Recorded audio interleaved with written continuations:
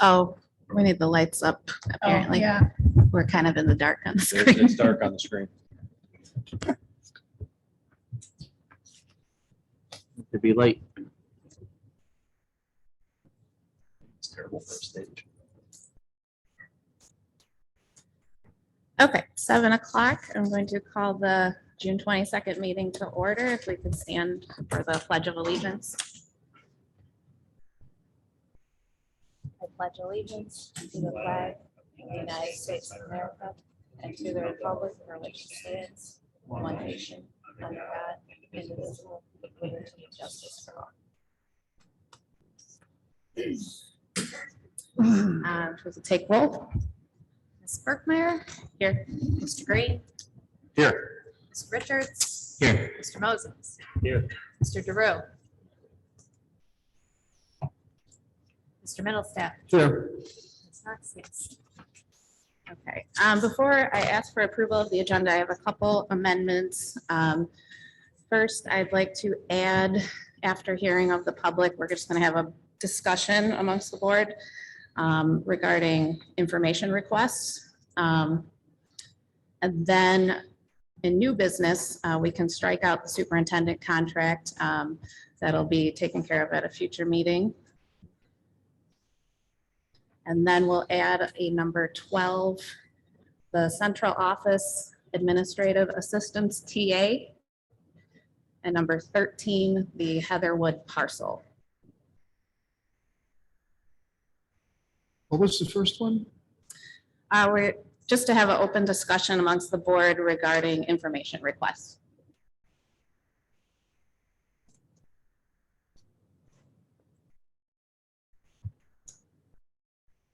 So there's no other changes by myself. Is there a motion to accept the amended agenda? So moved. I'll second. All in favor? Aye. All opposed? Aye. Motion passes. We move to hearing of the public. I do not have any submissions at this time. So I'm going to move to the added item regarding information requests. So this item has come up this week. It's actually been on my radar for a little bit from the central office, noting to me that they've received multiple comprehensive requests from board members on information. So I kind of wanted to facilitate a discussion on how we wish to handle these items moving forward. Reasoning being, personally, I can say I feel sometimes these requests are costly in terms of resources and reallocating our staff for these items. However, you know, I wanted to have an open discussion with the board to see how everybody else feels.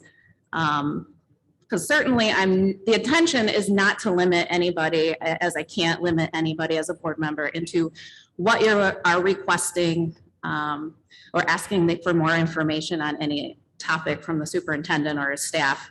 And I'm certainly not going to require like a FOIA or anything to get any information that you need.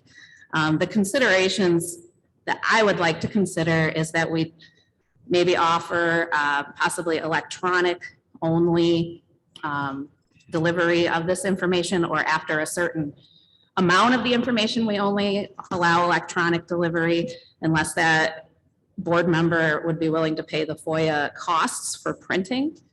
Or, and it was also brought to my attention that we have staff members at times delivering information to board members' homes. And from a liability standpoint, I would like that to end immediately. That said, I'm one member of this board. So I kind of wanted to open up discussion and see how, you know, how we wanted to move forward as a board.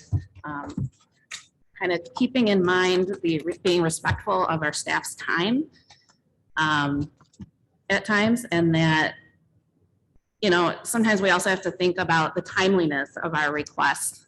Sometimes, you know, we require multiple staff members to be involved in gathering these items, you know, in time for a board meeting, depending on when it's requested. And sometimes that may or may not be preventable. But, just the reasonableness that, sometimes if that's the case on a large request, these things might take additional time than desired. Because my opinion is that the staff has responsibilities on their duties that they also need to be doing. Yes, I feel like every board member is entitled to any information that they would like. So I'm certainly not trying, I want to be clear that I am not trying to stifle that at all.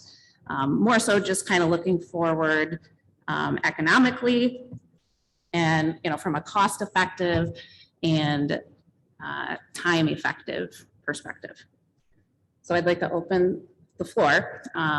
If anybody has any other ideas, concerns, wants to weigh in regarding that. I think that's seems really reasonable. The board, as the collective headship of the district, we need to model the same actions and behaviors we'd like to see in our district. Things like embracing technology and using time wisely, conserving resources, just like we do Flyer Friday on Facebook now instead of sending them all out, and then respecting, the time and commitments of others, as everybody already has duties to do. And I think central office and Mr. Jankowski have been very thorough in providing us with electronic copies of everything and links, and we have everything we need electronically. So I think that's a reasonable request and one I'm on board with. So I want to make sure your goal here isn't to change board policy, correct? 'Cause No, it this needs would to go not to be a committee policy. and- Nope, this is not a Procedure, policy. right? It would just be how central office is kind of guided to operate in response to board requests. So that, no, it is not a formal policy, but it would kind of be the general expectation that, this is how they will provide us information. So I guess I have a couple of thoughts. Me personally, I'll attend a meeting with Mr. Jankowski and he'll hand us some documents and I'll actually leave the meeting and say, could you forward those to me electronically? Because for me, I don't need stacks of paper sitting around my home.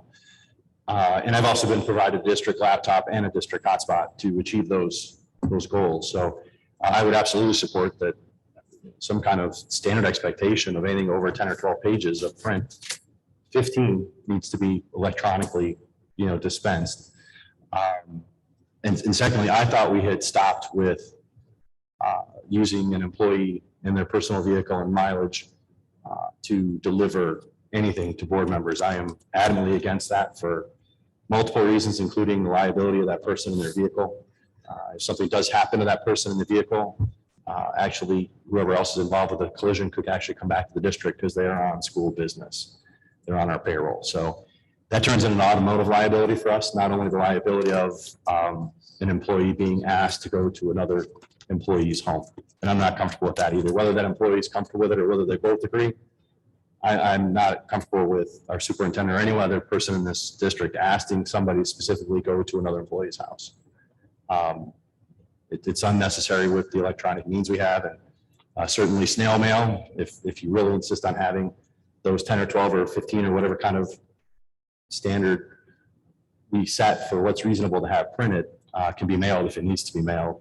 And again, urgent requests, you can drop an email to me and I'll have it in 15 seconds before I get up from the desk. So I would support those changes just for the safety of our employees, and also the undue, I want to say undue, it's not the right word, but the burden.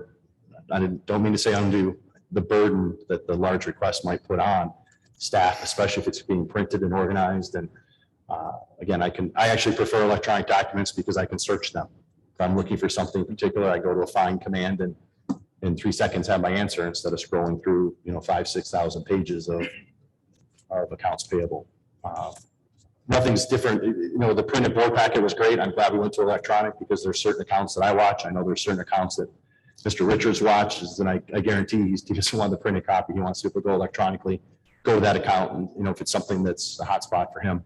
And I would support no paper documents. I don't think we can go quite that far, but we're in an electronic world, and we need to do the best for our employees that have full-time jobs, opposed to a document copier. Yeah, one of my questions, it would be, essentially with the bond coming up, I mean, do we foresee more reporting, analytical information being passed around as well around the bond? I've never been through a bond, so. you know. Yeah, you'll receive the monthly reports for the bond, just on the construction, each project will be extensive, Right. yes.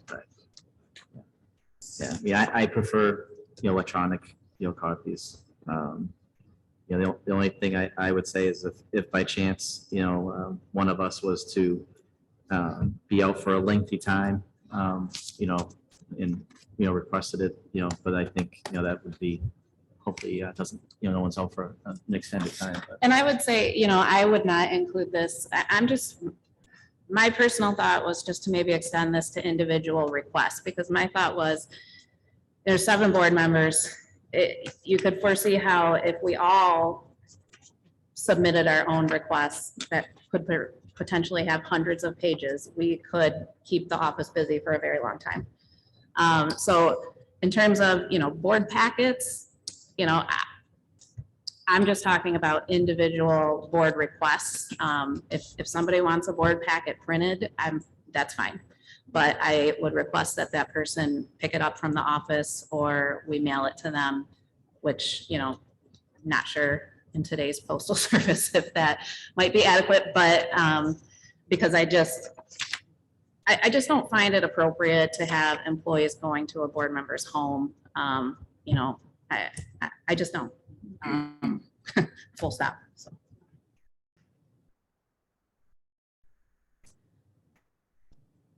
So it sounds like there's general consensus. So that's, that'll be the directive to central office moving forward, I guess. That, they will provide us with information electronically. And, do we want to agree upon a certain amount of?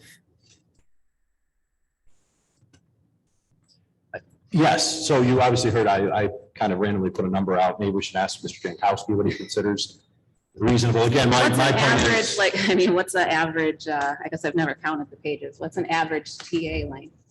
So if someone wants a hard copy of that, 20, right? Yeah, Tops. yeah.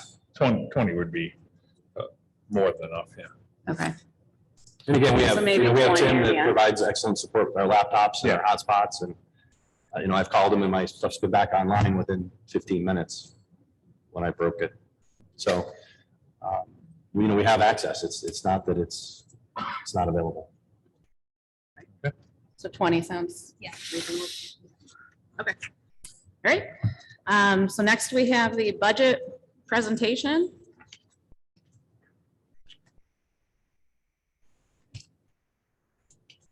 Good evening, board. Tim's going to pull up on the TV and on the screen there, the proposed final budget for the 2021-22 school year. And so I'd like to kind of walk you through the document, and then we'll get into some of the specifics of the changes that we are proposing for the final budget. So you can see in that first column that we have, it's the actual audited for the 2020-2021 school year. So that was last year. Those are the audited numbers. You have your next column is the original budget. Third column is the amended budget that you'll recall you approved back on December 15th of 2021. And then the fourth column there is the proposed final budget that we are proposing for the 21-22 school year. And so the final column that you see is the variance column. So what I'd like to do with you is go through and kind of explain to you what those variances are and the rationale for those variances. And I'd be happy to take any questions that you may have regarding the final budget, proposed budget that we are presenting to you this evening. So starting at the top there with revenue, you can see your local sources. We initially proposed about 6.483 million. It's gone down to 6.4 million. Variance of $78,000 is a decrease. That's why you see it in parentheses there. And that is as a result of some our local anticipated tax collections weren't quite exactly what we thought they would be. They came in a little bit less. And then we had a little bit less in terms of our collections for community services. So that would include, among other things, the pool cash receipts that we get for usage of the pool. The next line is state sources. And you can see there, we had an increase of almost $400,000 for our state sources. That was a result of a number of things. We had an enrollment increase through Section 25E. We get a lot of that through our Harbor Oaks program. We usually don't include that until towards the end of the year when we really know what that's going to be. That resulted in about 10 FTE increase. We also had a treasury grant that I think we talked to you a little bit about last week for about $94,000. And then we also received some additional CTE grants of about $36,000. Our federal sources, we had an increase there also of about $1.3 million. That was a combination of things as well, including the ESSER 2 grant, the Child Care Stabilization Grant, which I think we talked about. That was for our ECC and our SAC programs. That was about $800,000. We also saw an increase that we got from the American Recovery Plan Act that included additional money for special ed in the form of IDEA and preschool of about $361,000. So that's the reason for the increase there. Finally, our other sources, those were increased about $340,000, and that was a combination of our the estimate that we get from the ISD increased to, I think we shared with you last time, $480 per kid, which resulted in about a $200 increase. Previously, it was estimated at $460 per student, so that's about a 20% or $20 increase, excuse me. And then the food service transfer, we did not have that in initially in our amended, and we added that. That's going to be $140,000 that we'll be getting back for indirects out of the food service into the general fund. So all of that together results in an increase for us of about $1.95 million on the revenue side. Any questions on the revenue before I move on to expense? All right, hearing none, I'll move on. You can see that first line item, instruction, we had an increase of about $466,000. That really relates to largely our UAAL, our retirement expense adjustment. We do an analysis towards the end of the year and compare that to the revenue that we receive to make sure that for whatever revenue we're getting in for the retirement expense, we also have to offset that with actual expense. So there was a gross up this year. We received quite a big increase, and the rate that we were charging wasn't, even though it was the max amount, wasn't enough. So we had to make that adjustment. Then for the next set of items, these are all support services. So we have some pupil support services. There we had an increase in our special ed services, a little bit of our speech therapy, as well as a teacher consultant there for that increase of about $73,000. Saw an increase in staff support services of about $33,000. That included our technology assisted instructional supports and some additional pay for our supervisor of the Compass Point program. So that was a little bit more than we had initially anticipated. You can see in general administrative services, we actually had a decrease there. Our audit was covered by that treasury reimbursement grant, so we didn't have that expense this year. And then also the legal fees were down considerably from prior year. You can see for the office of the principals, we have an increase there. That was a couple of different things, but primarily some payouts at the end of the year. So there's a clause that allows for unused sick time to be cashed out, and so that's really what that is. That $108,000.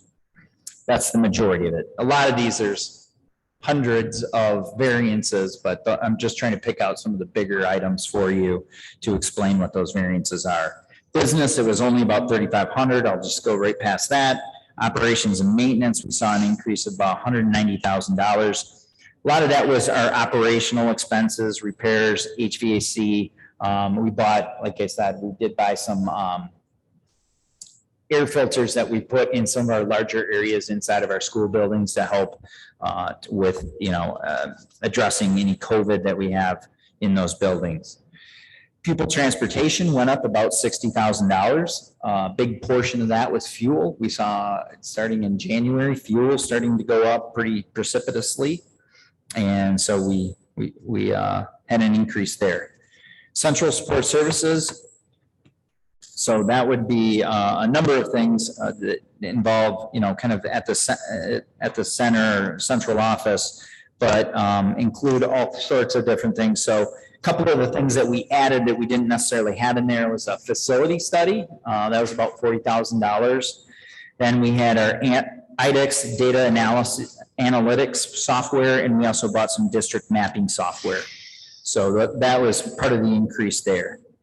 Other support services, only 17,000. I didn't really have anything that stood out to me as being a large item there. It was just a number of small increases. And then we did have an increase in our community services of about 133,000.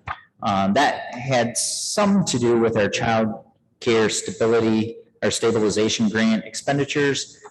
In that they had some bonuses and some staff retention bonuses that were paid out. Those were about $40,000 to $50,000 overall that were paid out that were not previously in the budget. So you can see there that total expenditures increased by about $1.1 million. Overall, we saw about a $781,000 increase to our bottom line over and above what we had initially budgeted back in December. And again, a lot of that has to do with additional grants that we received and additional expenditures and so forth that were not foreseeable at that point in time. But kind of going back to that fourth column for a minute, at the bottom, you'll see our beginning fund balance, $2.96 million. We're estimating that we're going to add this year $3.4 million to that so that we would end the year at $6.4 million. That's as a percentage of our expenditures, that's 9.69% based on treasury, which is more based on revenue. You're looking at about 12.6%. And that's what we are projecting for the year end. Now, again, this is a budget. I can't get, the only thing I can guarantee you is that our numbers, when they come in for the audit, will not be exactly what we're presenting to you tonight.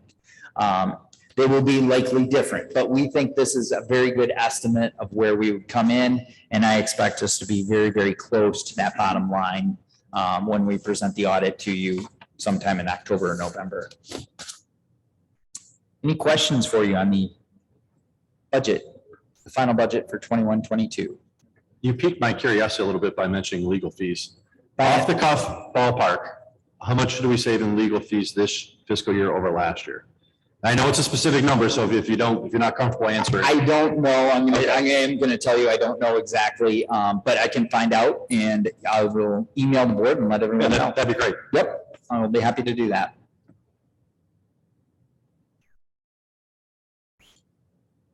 Any other questions? All right. Thank you very much. Thank you. Next, we have Mr. McDonald presenting on educational goals.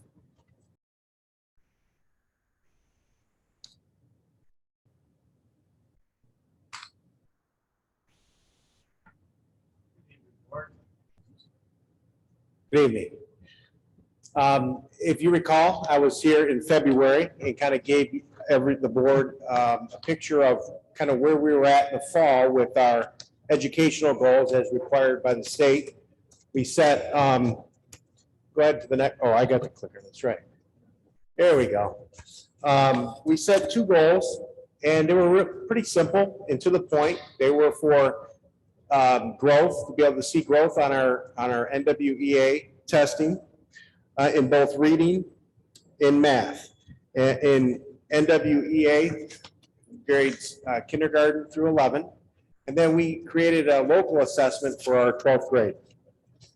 So as a reminder, just some of the strategies that we put in place to achieve our goals is that we made sure that teachers had time to look at their NWEA data on professional development days.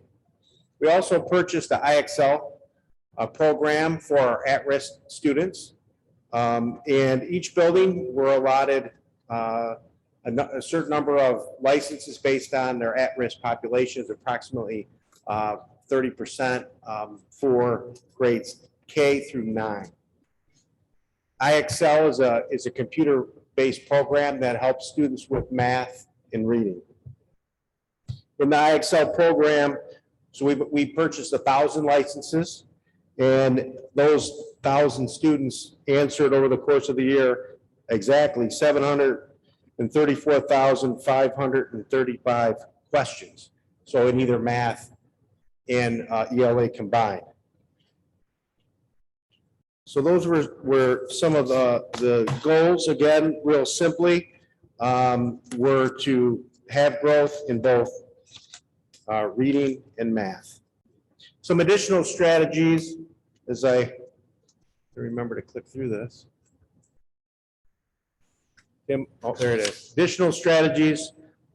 We've continued our before and after school tutoring. We actually offered more. We put more resources towards pretty much as many tutors as we could get to work with kids before and after school, and some during at the lunchtime.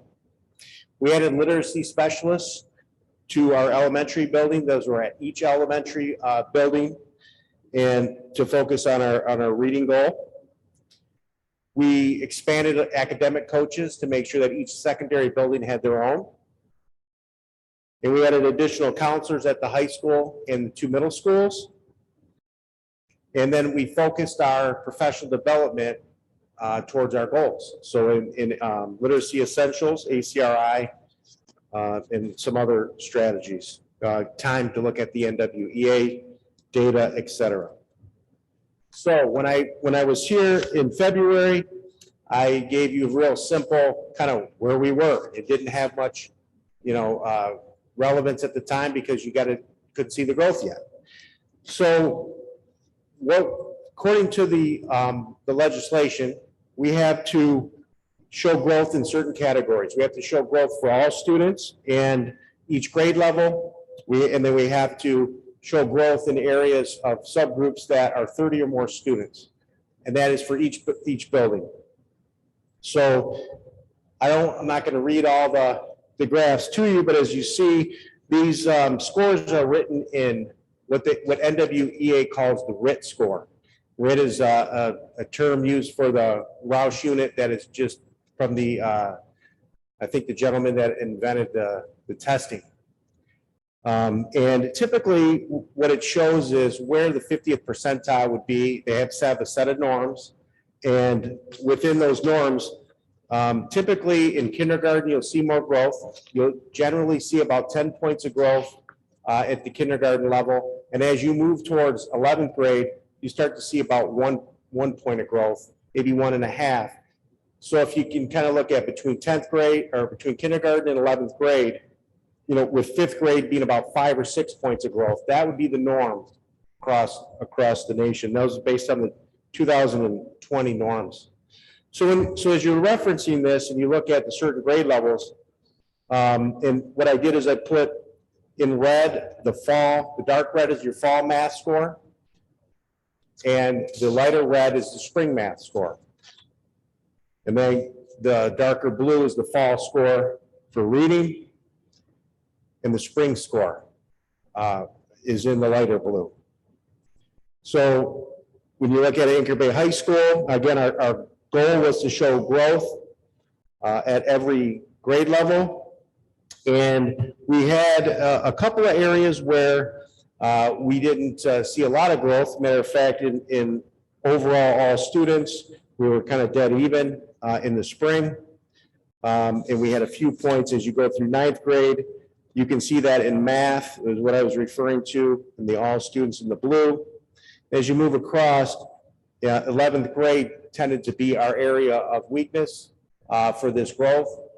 And I suspect there was some test apathy for the 11th graders. I think they were had quite a bit of testing in the spring. But that's an area where you're looking for one with standard deviation. We didn't see a lot of growth in our upper grade there. Looking a little closer to the subgroups, you can see that on this next slide. Yes, you'll see, well, the economically disadvantaged and so on, it's broken down for those that were in person. And again, we didn't have enough remote to be a subgroup, so that weren't reported. You can see special education, we saw growth, and also we had to break it down by gender. I think the girls beat the boys a little bit, but it was really close. So as we move through, here you can see different other different groups. I'll point out the one you see in the Hispanic subgroup. It was just over the 30 subgroup in the fall. It was like 32, and it fell like to 28 in the spring, just based on those that were tested. So there was no data generated in that category. And then you can see again some of our other subgroups.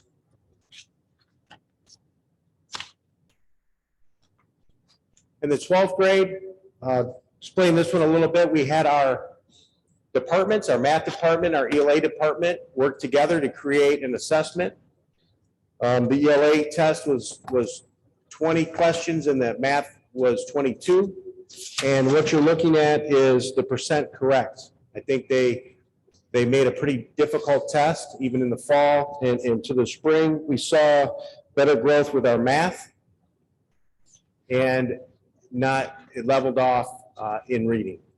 And that was kind of a trend that throughout this, we saw a lot more growth with math. I think as we got our students in front of their teachers, the math shot up, and reading, as we saw, we'll see good growth as we move forward. But we noticed, and again, in the 12th grade, we had to show the same subgroups. So you can see again, the same color coding with the dark red and the light red across the board for the 12th grade. So we move into middle school, it's the same concept, and you'll start to see as we're kind of working our way down, you'll start to see more growth due to just the norms, or you'll always see more growth as you move down. There's more room to grow. But any questions on the high school data, I guess, before I move in out of the high school in general? I can tell you that as we saw the reading not grow as well as the math, just to point out, our school improvement goal is reading. So we're addressing that through school improvement. A lot of the strategies and everything that we're still focused on from the beginning are continuing. It's a continuous school improvement. So those are still our focus. Moving through north, again, I'm going to kind of, since I've explained the concept here, I'll go a little quicker, but I'll stop after each level and ask questions. But you can see the same concept here at north. You can see the all students. Again, larger growth in the areas of math. So if we're looking at 6th grade, again, there should be about 5 or 6 points of growth in the norm. And you can see that we're a little bit ahead of that, of the norm. As we work our way up, there'll be less. Again, our subgroups are listed as according. Some of the schools will be a little different because it's specific to their population and if they have 30 or not. So you can see economically disadvantaged, in person, special ed, all showed growth. At middle school north, again, here are the gender and the ethnic groups. Moving to South, same basic concept. Again, we saw growth. If you look at all students in general, that kind of gives you a snapshot of all the kids there in the building. They saw really solid growth. And then you can see the grade level breakdown. Again, the larger growth in the lower grades. The subgroups for Middle School South, each one of them showed growth like they did at North. So before we get into elementary, any questions on middle school? It'd be interesting if you could overlay this north and south, maybe put 2 separate bars for each one of those, just to give us an idea of, is there a big difference between how north and south are scoring? And I mean, the data's there, it's just a matter of plotting it, I guess, just. Yeah, if you wanted to take a look at that, I think if you went to the all students, you can see right there. When you look at that, 218, 224, 211, and help me with that, is at 215. Yeah. And then if you went to North, you can see they're a little higher. Yeah, I just thought it'd be good if you could just plot those out once, it'd be just a good reference. I most certainly can. I could send that to you if you'd like. So I know these tests are done, multiple times a year, and these are different than the state assessments. But we're showing growth, like in our students, especially at the middle school level. But I know our state assessments at the middle school level are struggling more. So is this kind of a positive that, maybe we're going to start seeing our middle school assessment scores improve because we're seeing the individual growth along the way, or are we still just below that threshold to see a difference at the state level? Yeah, I think I understand what you're saying based on some previous, and I do think it's a good sign. I think that it is an indicator that when I get to the last slide, it will show expected growth with if you remember, we had diamonds and the bars coming up if you reach the diamond. So I'll show you where we're at with that. And that is usually right on with kind of, the proficiency on NWEA generally is pretty straightforward with a pretty good correlation. So I think we're heading in the right direction. We know just even countywide that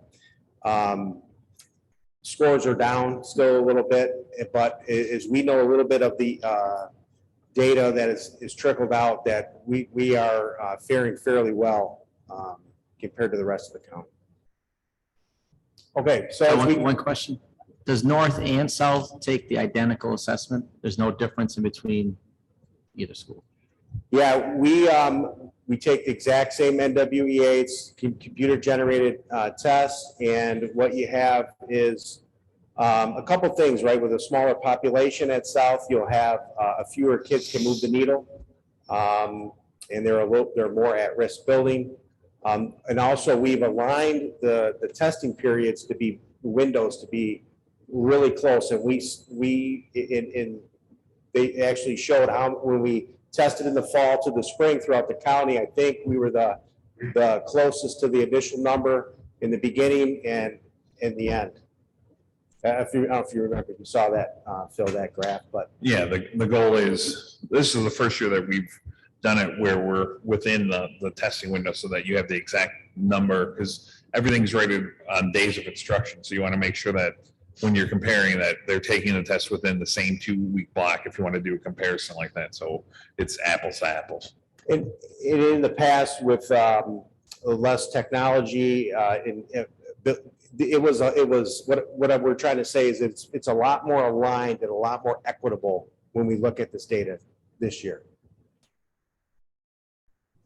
But I also think, to answer part of your question, these tests that give you the RIT are adaptive to the student. So they're not exactly the same test for every student, but depending on how they're scoring, it will give them harder questions or cut them off, as opposed to the NWEA, which will be just, your standardized tests that every student will get.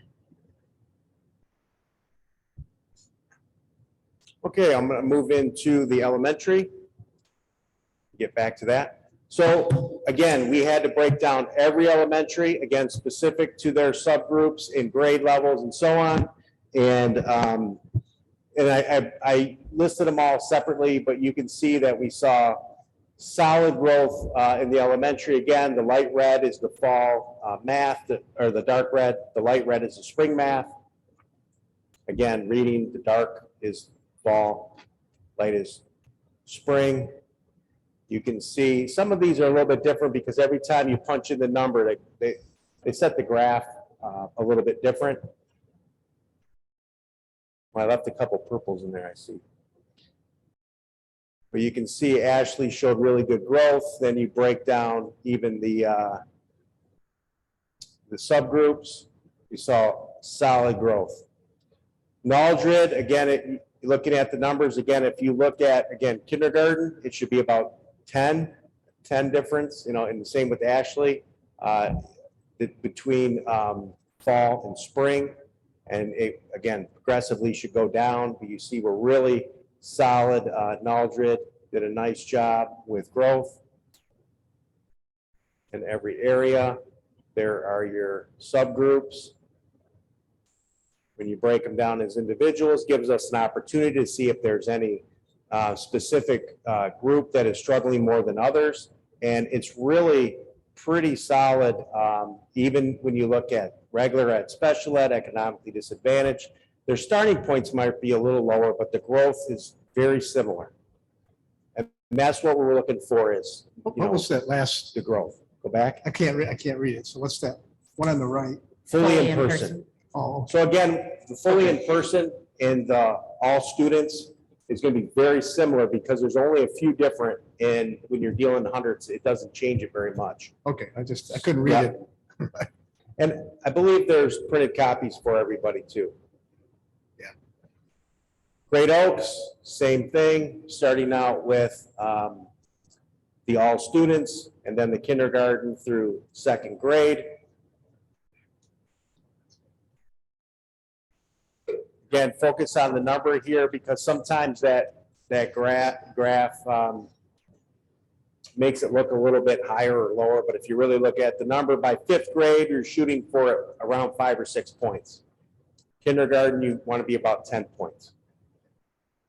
Great Oaks subgroups, really good growth again. And there's your other subgroups. Again, sometimes one school might have a subgroup, the other one doesn't because of a larger population. It's all across. Something to consider too, if you're looking at the data individually, when you see the subgroups, it doesn't differentiate what grade they're in. And because there's such a difference in RIT score at the younger age compared to the older age, if you have a higher population in one school, maybe let's say special ed in the lower grades, that RIT score might be not comparing apples to oranges, or apples to apples. It's apples to oranges because you could have a disproportionate amount in a higher grade. So again, it's really focused on, here's Lighthouse. Lighthouse, the school itself, where those kids started and where they grew. At Lighthouse, again, very solid growth in our upper grades. Again, in fifth grade there, you wanted that to be about 5. And you can see some really good growth there at Lighthouse.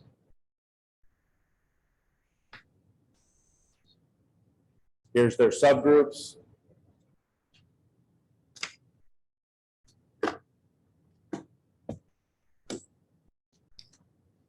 Lottie Schmidt, same thing. I can just tell you, I'll ruin but every elementary school showed very, very good growth. And again, some of the starting points were higher than the others, but they're very similar. And you can see even some of our at-risk buildings did really well. It's a credit to the reading specialists, I'm sure, and the teachers within those buildings and the principals keeping them on task. Here's their subgroups at Lottie. You can see these look very similar across all the buildings. Some of them were real close. I literally went through this twice with a highlighter to make sure that every data piece was correct because of the similarities I saw. Here's McCott's, another one of our title buildings. Showed excellent growth. See some of those numbers.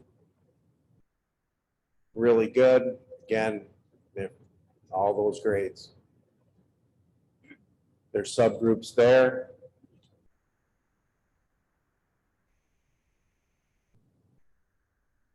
See, even our at-risk subgroups showed a lot of growth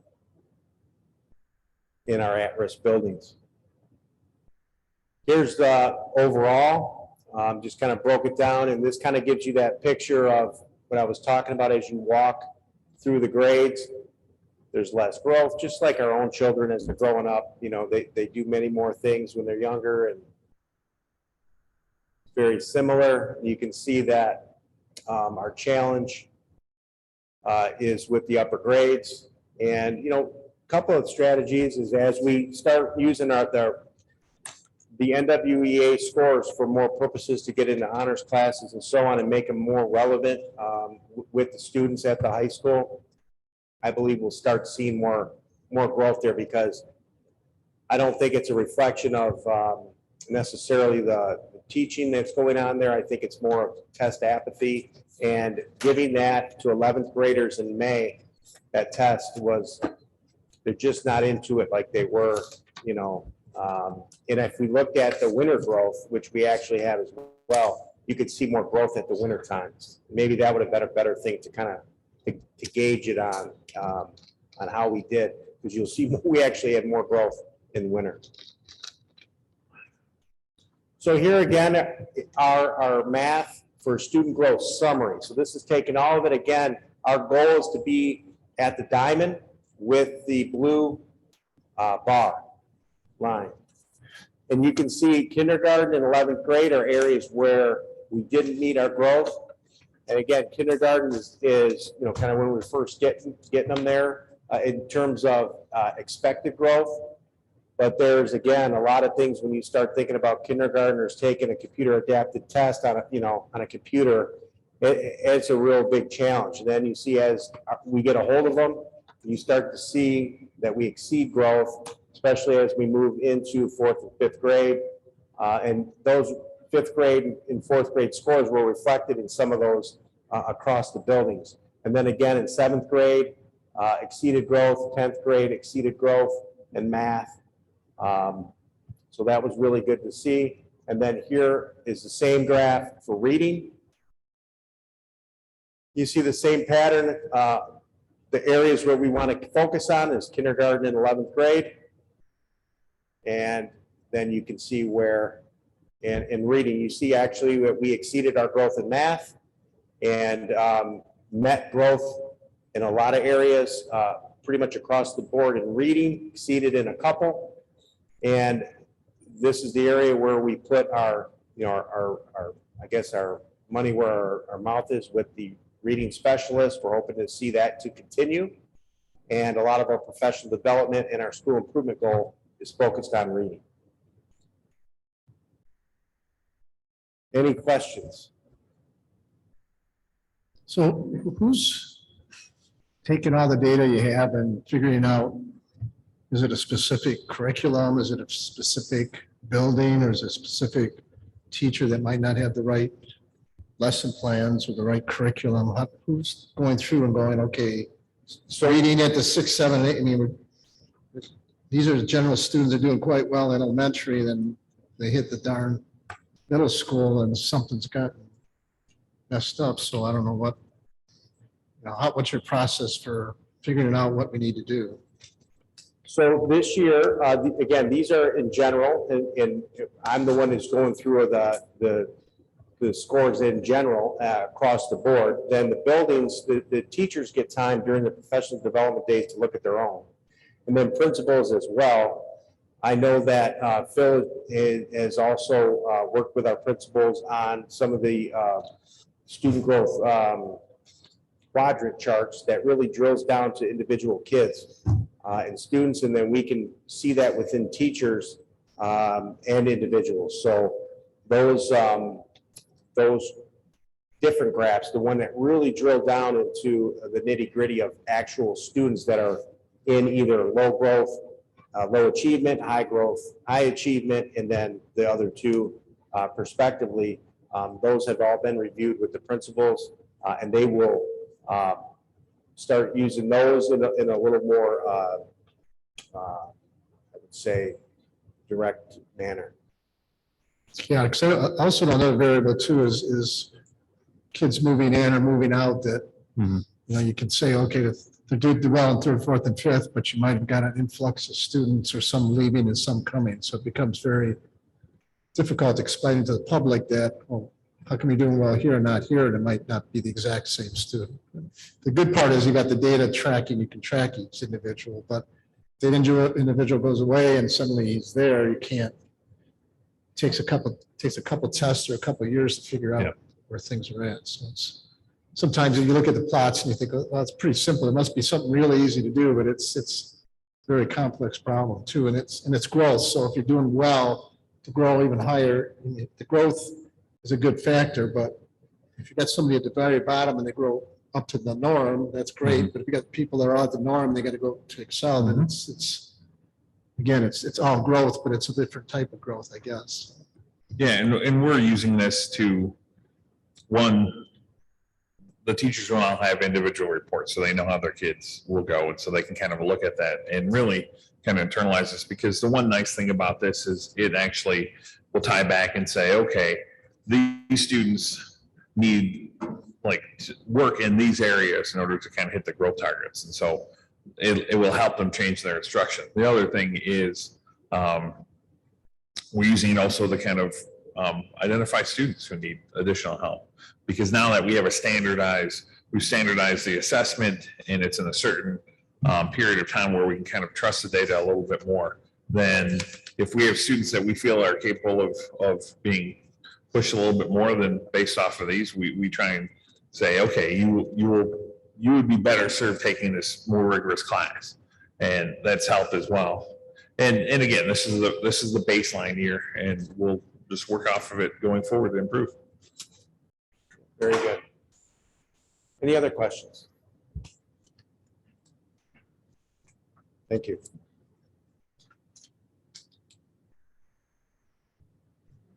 All right, thank you. Next, we have the superintendent's update and bond update. We met with the state last Friday to walk through the entire application. Basically, they go through it. This is the preliminary qualification meeting.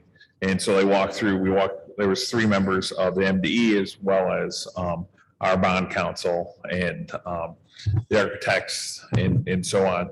And we go through the entire scope of the project. They were impressed with the amount of public input that we had, the amount of public meetings we had, the surveys. That was a high point. They went through every aspect of it, and really they were just minor like revisions, a word here, a misspelling there, in order to kind of, when you're going through a 103-page document, that was so what you have later on is basically the revisions that came out of that, and now it will move to the final preliminary qualification. Because ultimately you don't qualify for the bonds until you actually are ready to do that. But this is the last step before taking it for the to the ballot. And so we'll have that based off of the vote tonight, then that goes back to the MD. Then they go through it over the next 30 days. And on August 3rd, we'll have a meeting in order to approve the ballot language based off of their approval. Any questions? Okay, thank you. And any communications this month? No communications. So we'll move to the consent agenda. Tonight, the consent agenda consists of the approval of minutes of the May 27th regular meeting and the June 15th special meeting. as well as the personnel report, the financial report, and the bills payable for May 22. Was there a motion to accept the consent agenda as listed? Yeah, make a motion. Second. Any discussion? I just have one comment just in general on the meetings. I always, and I mentioned this before, I assume the regular meetings are for business, and I guess I just don't agree with all these special meetings we keep having. We were at the one meeting, we talked about tabling an item to the next meeting, and all of a sudden there's a special meeting the following Monday, and then you have two special meetings at one time to talk about budget and approve the Sugar Bush lease. So I guess I just don't agree with all the special meetings. I think business should be handled in a regular meeting. Just that's my comment for the record. Great, go ahead, call the roll. Mr. Moses, Yes. Ms. Knox, yes, Ms. Brookmeyer, Yes. Mr. Green, Yes. Mr. Richards, Yes. Mr. Middlestat. Yes, Motion passes. So moving to new business, item 1, we have the formal request for the state bond application review. The Board of Anchor Bay at this regular meeting, which was conducted and for which public notice was given pursuant to and in full compliance with Act 276 of the Public Acts of 1976, Open Meetings Act, on this 22nd day of June 2022, took the following action. 1, resolve to apply for preliminary qualification of bonds by the state treasurer for the purpose of financing the school construction description in this application. 2, that said application is presented to the state treasurer for action prior to the official action of the Board of Education calling the election on said bond issue. 3, resolve that this Board of Education will present a final qualification application to the state treasurer for qualification of their bonds after this bond issue has been approved by the electors of said district. 4, read this application and approved all statements and representations contained herein as true to the best knowledge and belief of the board. And 5, authorize the Secretary of the Board of Education to sign this preliminary application and submit same to the state treasurer for review and approval. So the recommended action is that the board approve the request for the state bond application as presented. Is there a motion to accept? I'll make the motion. Support. And any discussion? yeah, we just got a couple of comments regarding the application. Now the applications there, we see what the classrooms and at the Ashley, the renovations at Ashley, the additions, we're talking about 2 classrooms of 16. And currently we have 21 and 17 at Ashley and Lighthouse for a total of 38. So I don't know why we would put an addition of 32 when we currently have 38 classrooms for elementary. I would think we would have comparable number of classrooms that we have today. Plus the enrollment projection shows it being overutilized. So I have a question why we would not build enough classrooms to hold what we have today. Part of it, there's a couple things. One, we're leaving part of the building that's in place. The other aspect of it is what the state uses for their utilization number is low. It's like 20 students per class, which is below whatever. So that's why the utilization number comes out so high. Yeah, the application it counts for those other, the application shows for 32 classrooms in the. Yeah, assessment. 32 new teacher No. stations, yes. That's not what the application says.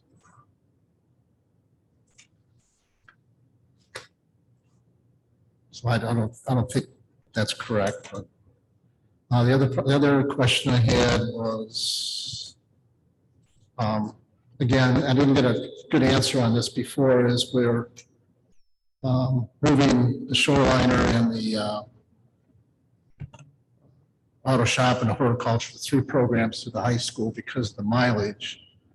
But then we're going to take those areas and renovate them and bus north kids to south. If you look at the GPS for those, they're only a minute difference in travel. So I still haven't got a good answer why it's bad to travel from the high school the 10 minutes, it's plus or minus whatever. And then at north, it's 9 minutes to south. So why is it good for south to bus kids to north, north kids to south when it's not okay for the high school kids? Essentially, for those CTE programs, we're seeing a diminished number of students who are willing to take that trip. So we're missing out on the added funding and just the having facilities that are commensurate with what we need. As you're probably aware, we have an auto shop area at the high school that was never utilized as an auto shop. That was built originally. Right now, it's been storage. So it would make sense if we can save and have those kids and put them in the auto shop area that's already at the high school that was never outfitted. It's better utilization of the building. And we can now, as we're moving towards career, because when we were in the strategic planning, this was something that came through just loud and clear from all parents of they want more career opportunities K-12. And the best way to do that is to allow students in middle school to kind of start dabbling in those careers so that they can go through the sequence and complete that at the end. There's really no other way to do that unless we provide the opportunities at the middle school. And the best way to do that is, one, we can make the best use of the space at the high school in those programs and use that freed up space, because that was another thing that came out, that they felt that there was, and this is in the surveys too, like I shared last month, that there's a strong feeling about a difference in programs and curriculum between the middle schools. I understand. And they want to see that there's opportunities that are equalized between those two buildings.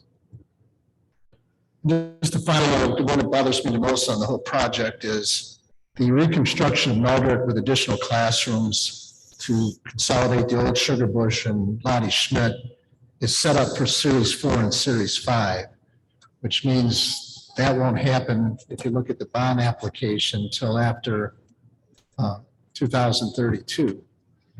Now, I understand because of a series of bonds, you can't spend the money all that time. But at Lottie Schmidt Elementary, you cut everything out of that building, any renovations, any additions, any enhancements for 10 years.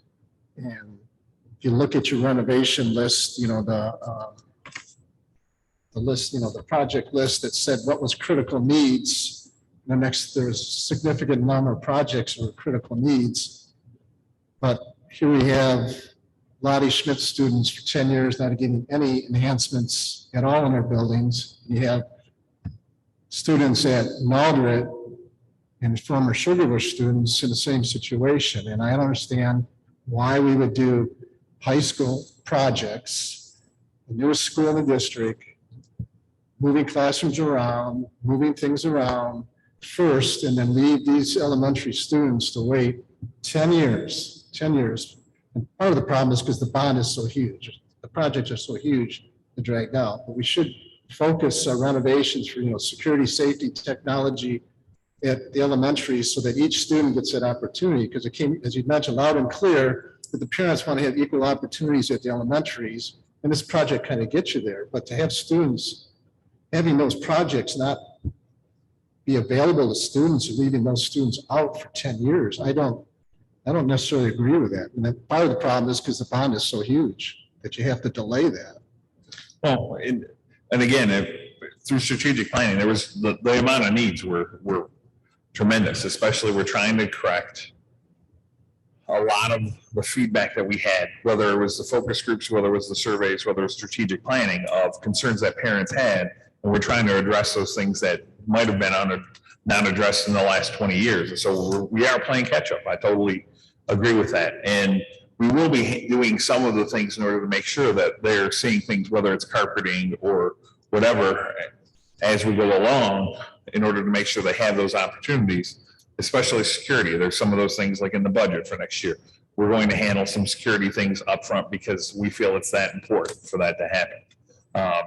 But when we went through and we started laying out the timeline, we first looked at what's the maximum impact for the most students. And so by starting with the high school, one, with that, every student will have that impact of that. Secondly, you get the, just the logistics. If we're going to add those programs at the middle school, we need to make the space by moving those programs to the high school. So there, that logistics and the financing portion, because the way the bond's laid out, what can we handle under each of those aspects? That's how it had to be structured for the financing. So with all of those put together, and that's the timeline that we shared for the last strategic planning, and people were generally, we had a group of Lottie parents, and we shared it with the PTO as well, and they were happy in general with that, because, and we also knew that that's of the older buildings, those are the younger of those, and so by planning that out, they will reach the same age that Lighthouse and Ashley are at that period of time. So everyone's good with nothing happening for 10 years for those students. And that's what's in the bond.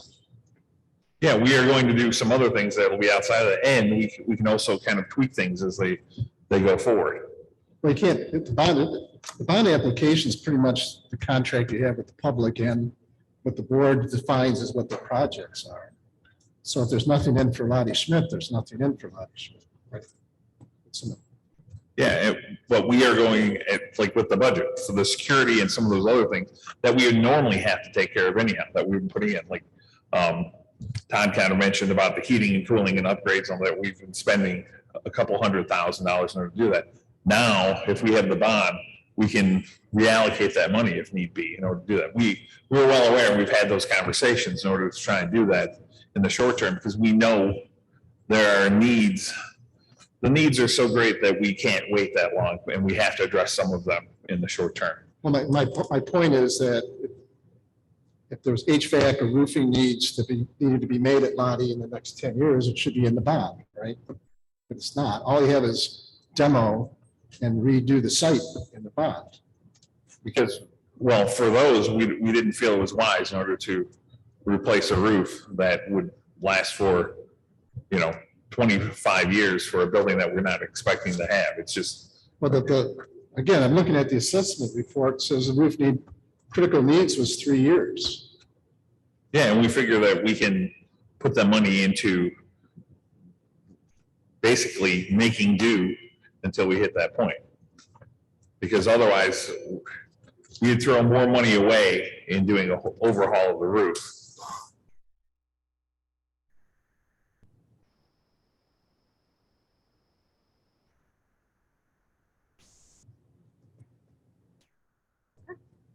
Any other discussion? Call the roll. Mr. Moses, Yes.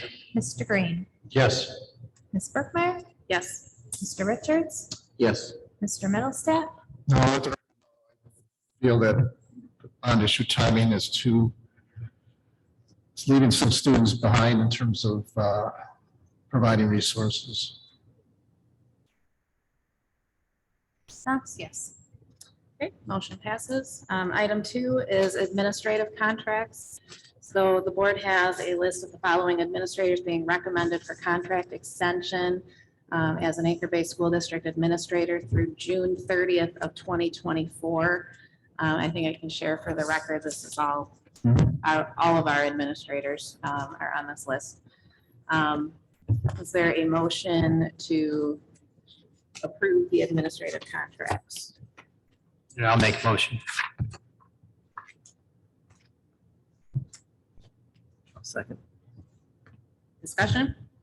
Is there separate contracts to define the pay for each person? I know that's part of the contract, but does each person have an individual contract that says, the board approves you for 2 years at this pay level? Yeah, so basically what happens is after this, then we do individual contracts for those people. There's the association contracts or union contracts, and then which sets the pay rate, and then we do individual contracts based off of those as they're extended. And is that part of the board record, or is that part of just administrative record? That's just part of the administrative guidelines. Okay. I know there's always some confusion. There's always like the employment contract and compensation Yeah. contract. Call the roll. Mr. Moses, Yes. Mr. Richards, Yes. Ms. Brookmeyer, Yes. Mr. Green, Yes. Mr. Middlestat, Yes. Ms. Knox, yes. Okay, motion passes. Item 3 was struck from the agenda. Item 4 is a resolution for the state aid note. So under the terms of section 1225 of Act 451, Public Acts of Michigan, 1976, the attached resolution allows the district to comply with all legal and procedural requirements in order to borrow money to meet its financial obligations, as the first state aid payment will be received by the district not until October for fiscal year 22-23.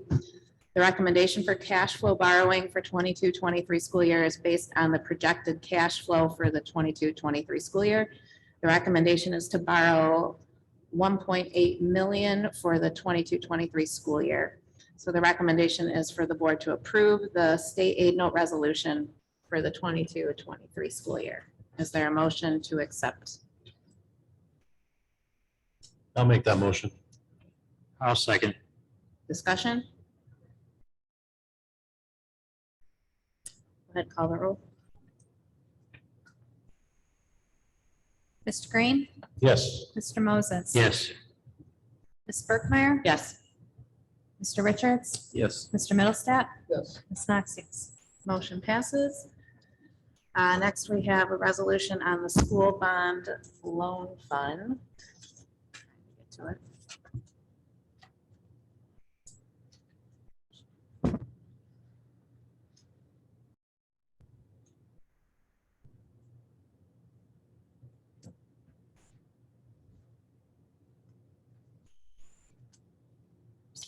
So the district participates in the state-sponsored school loan revolving fund. Every year, the district's required to perform a fiscal analysis to determine if tax revenue is sufficient to pay the district's bonded debt obligations for the school year. For the 22-23 school year, it's anticipated that the district will have excess funds of approximately $1,854,000 that will be repaid to the school loan revolving fund to reduce that outstanding balance to approximately $23,559,458. This resolution before the board authorizes the payment of the excess tax revenues to the school loan revolving fund in satisfaction of a portion of the district's outstanding debt. So the recommended action is that the board approve the school bond loan fund as presented. Is there a motion to accept? I'll make the motion. I will second. Discussion? Call the roll. Mr. Moses, Yes. Ms. Knox, yes. Ms. Brookmeyer, Yes. Mr. Green, Yes. Mr. Richards, Yes. Mr. Middlestat. Yes. Next, we have the original budget approval for 22-23. So the board will review the proposed revenue and expenditures for fiscal year 22-23 that you have, that the recommendation is for the board to approve the budget as presented. Is there a motion to accept? I'll make the motion. Support. Discussion. We had a finance meeting to go through, looking at the budget, and one of the things we've now, and I think Mr. Jakowski sent it out regarding the 5-year budget, that a lot of our ESSER funds kind of diminish in the next couple of years, and where we thought we were going to be fairly even with the revenue or expenditures, we're going to have a significant drop off in 24, 25. So my comments would be is I've been concerned that a lot of these things we're adding are great things, whether there's curriculum leaders or the other things we're doing here in terms of helping students, but you got to remember that some of those things, either in 2 to 3 years, we'll either have to, and we've gone down this road before, as we get to a certain point where we think we can get by, but we can't, so that you start looking at things where we've hired people. I'm just concerned we're hiring people now that I don't really have the funds to spend on them in 2 years. And that's just, I'm just bringing that up just to make sure you understand that some of these items we're purchasing, we're we're doing is in terms of a lot of the COVID type funds that we've got and different grants and stuff, but being very conservative, we're looking in the future that some of those funds are going to go away in the near future, and that just that you're aware that it's nice to have these things, but when things go, if you go over the cliff in 2 or 3 years, that you're going to have to be looking at some hard choices. So I think some of these things we shouldn't hire as many.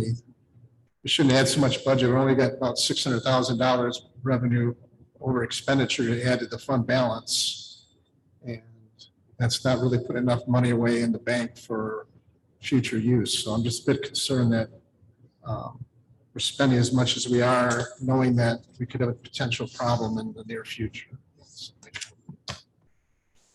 To Mr. Middlestad's point, finance did talk extensively about the cliff and a concern, and I won't speak for Mr. Drew, but we had sidebars about it. So things are great now, but 3 to 4 years from now, we're not going to be at the current projection, which could change. As you mentioned, we're not going to be adding substantial money to our bank account. So it was certainly noted by finance that we have the concern moving forward. Well, I'll just point out too that my understanding in reading the budget assumptions, this was the first 5-year projection that we've really done. So I guess to some extent we can't say what we've always looked like 5 years down the road. Additionally, I know on the assumptions, a lot of the original assumptions on the budget are that if revenue was 80% likely to happen, we would include it. If expenditures were 80% likely to happen, we would include it. So you're looking at up to 20% up in the air each year, and that's just going to compound year over year over year. So in a sense, while I think it's important to see where things are headed and so we can be diligent and keep things in perspective, I guess I'm a little less concerned than some, knowing that that up in the air is compounding. And so certainly the farther out we get, the less accurate we're going to be. So I guess I have a little bit rosier output, knowing that 20% is going to compound the farther out that we're looking. So I think personally that puts me a little bit more at ease to hope and believe that that's a little bit more of a projection that's less accurate, and that things, will come clearer into focus as we go along. And I also want to note that, again, Mr. Drew's not here, but the 3 of us on the finance committee really gave the direction to administration to be conservative. We felt that was the appetite of the board. Don't overextend us. Don't tell me the revenues are going to be exuberant. Let's be realistic and even a little conservative so that we don't get those surprises in 2 or 3 years, where we miss significantly. I know we don't have a crystal ball. But Todd's been great with just making clear that this is conservative, this is conservative, this is conservative. So we haven't really shot the moon in terms, just, to Mr. Middlestad's point, it's a concern. It's coming up. And let's not forget that we need these services. We've been dealing with a lot of them for a long time, and with the setbacks of COVID, I think we need these extra people more now than ever. Yeah, just that it's not 5 years down the road, it's 2 years down the road that things fall off the cliff. So I just want to make sure everybody's aware that we lived through this for several times where we try to do the best we can, but really got to make sure that, in the back of your mind that, there'll be some hard choices if the conservative estimates are as conservative and true to fact, you have some very serious, especially since, we've committed to, and we look at the long-term budget, we've committed to 5 years of the teacher salary there. So we have that's a constant. The administrators have had their contracts. So it's where we had some flexibility before, we have less flexibility now. And it's not to say that paying teachers is a bad thing. It's just saying that's just another variable that you don't have out there in case things really fall off. Because we had, a couple, just historically, we've really fallen off the cliff, not to any of our faults, but things fall off. And the only thing you can do is interrupt other services once you've already had contracts in place. So you just got to keep in mind that we've already got that set, and we can't modify that whatsoever. We need to work on all the other things, and that's kind of things that, yes, I know we need services, but just got to be very conservative, so.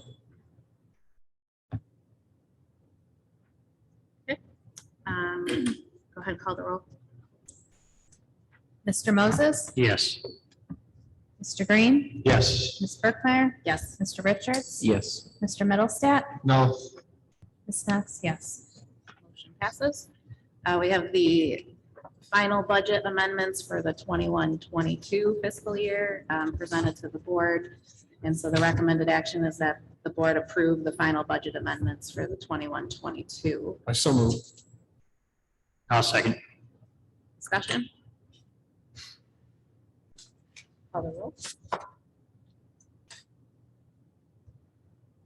Mr. Middlestat, Yes. Mr. Moses. Yes. Ms. Berkmeyer, Yes. Mr. Green, Yes. Mr. Richards, Yes. Ms. Knox, yes. Motion passes. Item 8 is the approval of the 22-23 course catalog with in-person and virtual offerings. So beginning with the pandemic, the Michigan Department of Ed began requiring all districts to have their course catalogs approved on an annual basis by the board. We started doing that last August. I know it was mentioned by some of the board that, we should have done that well before. So here we are, approving the course catalog, well before the school year starts. And so the recommended action is for the board to approve the 22-23 course catalogs. So moved. I'll second. Any discussion? Can we get maybe a highlight saying if there's been any changes or any highlights of what? And I go through all this and assume it's all correct. It'd be nice to know if you're doing something different now than before, or if it's all pretty much the same. Yeah, the only change is, of course, I was approved in January. Okay, Law course. Yeah, the law course. okay. All in favor? Aye. All opposed? Motion passes. Just a quick comment. Annually, we looked at the code of conduct and stuff. Is that something we've done already, or we used to do that like yearly if there was any changes? The board would approve the code of conduct. Yeah, our goal is to bring that in August. Okay. Item 9 is field trips. So Middle School North is planning Cedar Point trip, June 2nd of 23. Middle School South Cedar Point trip for May 23rd of 23. And the Honors Academy at the high school with the Cedar Point trip date that is still to be determined, but they would like to go for 22-23. And the high school and middle school North dance teams would like to travel to Orlando, Florida, February 18th to 20th in 23 for the national championships. So the recommendation is that the board approve middle school North, South, and the high school trips and to Cedar Point, and the high school and middle school North dance team trips to Florida. Is there a motion to accept the recommendation? I'll make the motion. Discussion? All in favor? Aye. All opposed? Motion passes. Item 10 is an award recommendation for firewall internet filter. So in the past, Anchor Bay had been using the MISD web filtering system.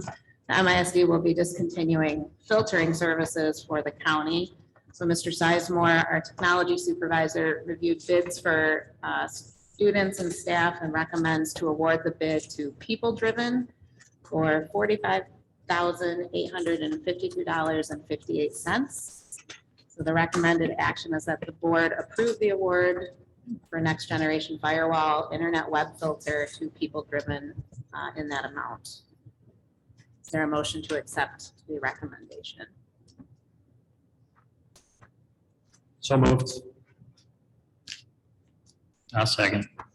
Discussion? Were we paying the MISD for this service previously? it's part of our annual fee that we pay to them, and I don't know. So did they reduce our annual fee by That's $45,000? exactly what I was gonna ask. Yeah. Or do we increase the rent on the rooms? Yeah, that would be the other thing, yeah. That was kind of a serious / joking question. Yeah, Tim, You know, I'm sure they didn't reduce our fees.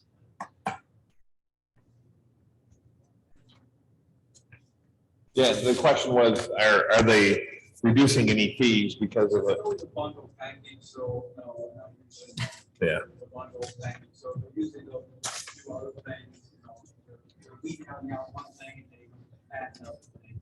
I'll just take the check for 45 grand. They can weed all they want. We're not going to see anything Yeah. similar to 45 grand. Thank you.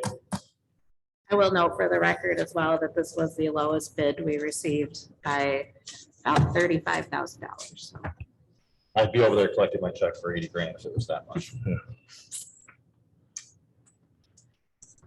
call the roll. Mr. Green, Yes. Mr. Moses. Yes. Ms. Brookmeyer, Yes. Mr. Richards, Yes. Mr. Middlestat, Yes, Ms. Knox, yes. Motion passes. Item 11 is our TPOAM Office Managers and Secretaries Tentative Agreement Approval, which includes a one-year contract extension for these employees. So the recommendation is that the board approve the TA for this group as presented. Is there a motion to accept? I shall make that motion.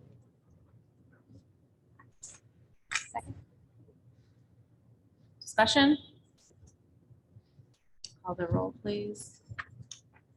Mr. Green, Yes. Mrs. Knox? Yes. Ms. Brookmeyer? Yes. Mr. Richards? Yes. Mr. Moses? yes. Yes. Mr. Middlestat? Yes. Okay. We know who we are. Motion passes. Item 12 that was added on, we did receive the central office administrative assistance TA as well. It was sent to the board yesterday. I felt okay adding it to the agenda as we had 24 hours, for board members to read through it before this meeting. So is there a motion to accept the TA as presented to the board? I'll make a motion.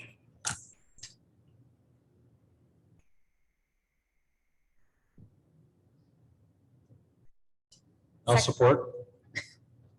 Any discussion?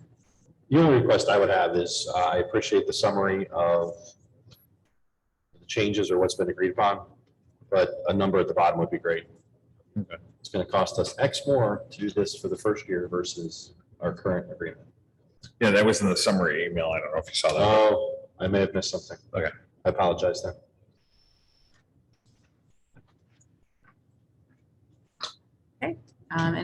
Go ahead and call the roll. Mr. Moses? Yes. Mr. Green? Yes. Ms. Brookmeyer? Yes. Mr. Richards? Yes. Mr. Middlestat? Yes, Ms. Knox, yes. Motion passes. And then lastly, we have an update on the Heatherwood parcel.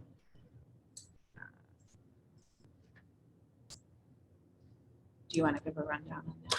Yeah, we can, this has been something we discussed at the finance committee and it was recommended, we had received bids for this property before. And we just wanted, since it had been a while since we were going through strategic planning, we wanted to make sure that the highest bidder was still interested in purchasing it at the price. They got us a letter late yesterday, just shy of 3 o'clock. So we're including it today because they would like a response by tomorrow, if at all possible. So, and it's still at the same price that they would like to purchase the property from. And so we're presenting to the board for approval. So the recommendation is to approve their letter of intent to purchase? Yes. is that what you added to the agenda in the beginning? Yes. I voted no. Is that the same offer from before? Yes. What was the thing you sent out? Is that the same Yeah, it was the same thing. We just wanted, their proposal before had a deadline date that we were They basically outside of, renewed so the we wanted to deadline. renew it to make sure that their proposal was, they were still interested. Okay, This is the one that came in front of us. at the okay, last time. I didn't recognize the names on it. Yeah, it's the same one, Steve. Yeah. Same, we just wanted to make sure that it was So still. I understand, I was Yeah. confused, I thought we got another one. No, nope, same one. Same one. So I'll make a motion to approve that. I'll second. And again, I won't speak for Mr. Drew, but I think the three of us were probably unanimous at that meeting about selling the property at this price. Just maybe Mr. Milstat wants to throw in a comment.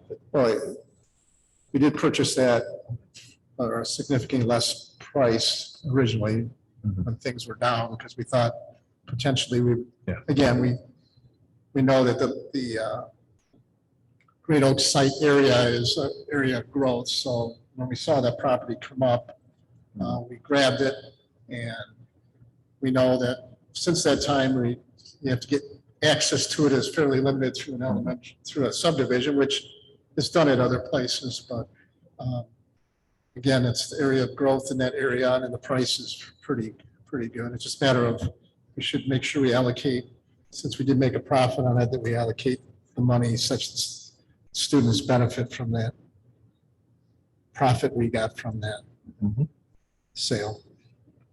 That'd be my only comment. Can I amend my support to how we direct that money? Just make sure it goes, where do you want it to go? Well, I don't know whether, I don't want to buy a bus with that, rather. no, I'm just wondering, we need with probably 90,000. Huh? A new weight room. So I don't know whether we, I just want to make sure that the profits go towards the students, like you said, not get. Yeah, I agree. I don't know if I need to amend my motion, but let's try to make sure that goes to Just, the student benefit. yeah, I just put that for the record. There's a nice investment, so. Just throwing it out there, our weight room's the same, got the same equipment that when I worked out in there 25, 30 years I ago. can see how well that too, so we might need to upgrade that. Might be. Exactly. Thanks. So I'll add for the record that it, from when I vote, I should add for the record that it should be benefit the students. Okay, call the roll. Mr. Green, Yes. Mr. Moses, Yes. Ms. Brookmeyer, Yes. Mr. Richards, Yes. Mr. Middlestat, Yes, Ms. Knox, yes. Okay, motion passes. Next, we have board comments or points of pride. Start with Mr. Richards today. Thank you.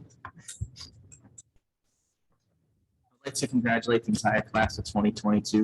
Good luck on what your future holds. I'd like to thank all the teachers and staff that helped organize and participated in the graduation. Thank you for everything that you do. I would also like to recognize Rachel Kitchens for everything that she did for the senior class. Thank you.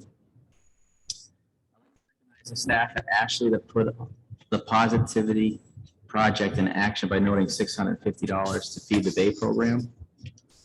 The Aquatic Center is offering summer swimming lessons in June and July. There's still time to sign up. I'd like to thank the staff that participated in the summer middle school CTE boot camp. I received a lot of positive feedback on the camps, and thank you for everyone that participated in the camps.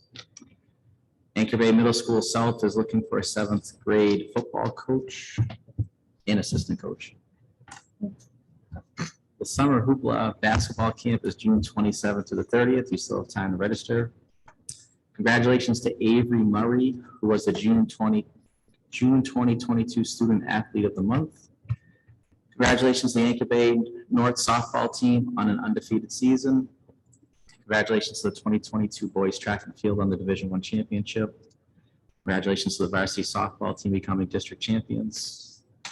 Congratulations to the varsity baseball team on becoming district champions. And congratulations to the varsity soccer team on becoming district champions. My points of pride this month goes to Mr. Jankowski. I'd like to personally thank him for his dedication to our school district and everything that he has done. We've had a great school year, and I look forward to next year. Thank you. Thank you. Just want to wish everyone to have a safe, happy, and relaxing summer. That is all. So yes, to everything Dennis said. And also I was down at the Bayrama Fish Fly Festival, kicks off today. It does go for the next too many days, but I think it ends on Sunday with the parade. And we have some marching tires in the parade. We've got some, local youth and baseball and football teams, so it's fun to come out and watch that. And right before I came to the meeting, I happened to, as I mentioned, I was down at the tent. I happened to know that a couple of entrance contestants into Miss Bayrama are Anchor Bay High School seniors. So by now, one's been crowned, so hopefully we got lucky enough in one of our Anchor Bay girls with that crown. So that's it for me. Yeah, I just want to kind of reiterate what they said. You guys have a great summer. You guys earned it. It was a heck of a year. So I appreciate all the effort everybody put into it in the district, the parents, the students. It was really a team effort for the whole year to get by. So that's my points of pride, is just keep being awesome. I'd like to thank all the retirees. I don't know all of them who's retired this year individually, but I know we've had several people retire that've been dedicated to the district for many years. So I'd like to thank them for their many years of service and a good retirement. That's it. I just want to thank our staff for this school year, no matter what your position was and how you contributed to our district. For some, it was a more difficult year than the year before. So everybody persevered, and hopefully going forward, we'll put some of this COVID behind us and we can kind of get back to being our best and up to par in everything that we're able to achieve historically. And here's to another happy, healthy summer.